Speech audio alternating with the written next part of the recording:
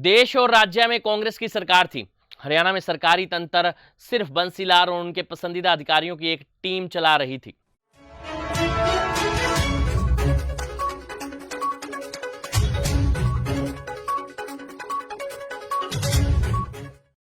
इस सिलसिले में उन पर संवैधानिक संस्था का मनमाने ढंग से इस्तेमाल करने के आरोप भी लगे थे। उनके सबसे करीबी थे एस.के. मिश्रा, जिन्हें हरियाणा को मॉडर्न बनाने का श्रेय दिया जाता है।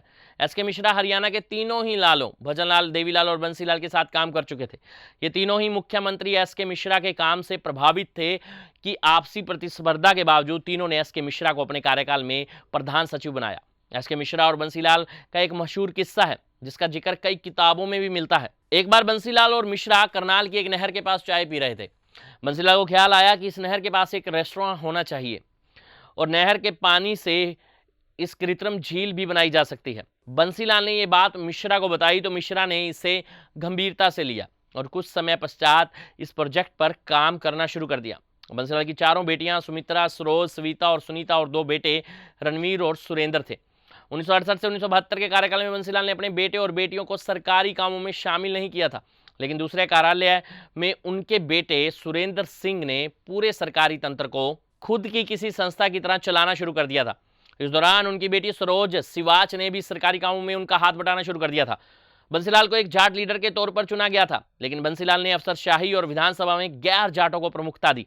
भीम एस दहिया इसके पीछे तर्क देते हुए कहते हैं कि उन्होंने दूसरे जाट नेताओं के आगे बढ़ने से रोकने और अपनी सरकार के गिराए जाने की डर की वजह से भी ऐसा किया।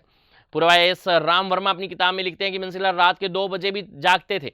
जब तक वो अपना हर विधायक के बारे में खबर नहीं ले लेते थे तब तक वो चैन से सोते नहीं थे। गौरतलब है कि हरियाणा में वो दौर आया राम और गया राम। जी हाँ, राम वर्मा बताते हैं कि बंसीलाल की एक आदत थी, वो अपने विरोधी खेमों की हर बात पर नजर रखते थे। उनके बारे में कोई क्या कह रहा है, क्या नहीं कह रहा, इसके बारे में वो बात करते थे। भगवत दयाल ने उन्हें देवीलाल और बंसीलाल के संबंध में कुछ कहा। जब चुनाव खत्म हुए और बंसीलाल एमएलए बने तो उन्होंने राम वर्मा से पूछा कि उस दिन क्या बात हो रही थी। इस सवाल पर राम वर्मा झेप गए। बाद में उन्हें याद आया कि उस दिन रेस्टोरेंट में एक वेटर भी था। इस घटना के बाद वर्मा का तबादला दिल्ली हो गया।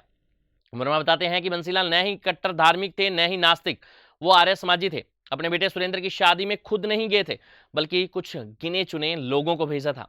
हमारी खास रिपोर्ट।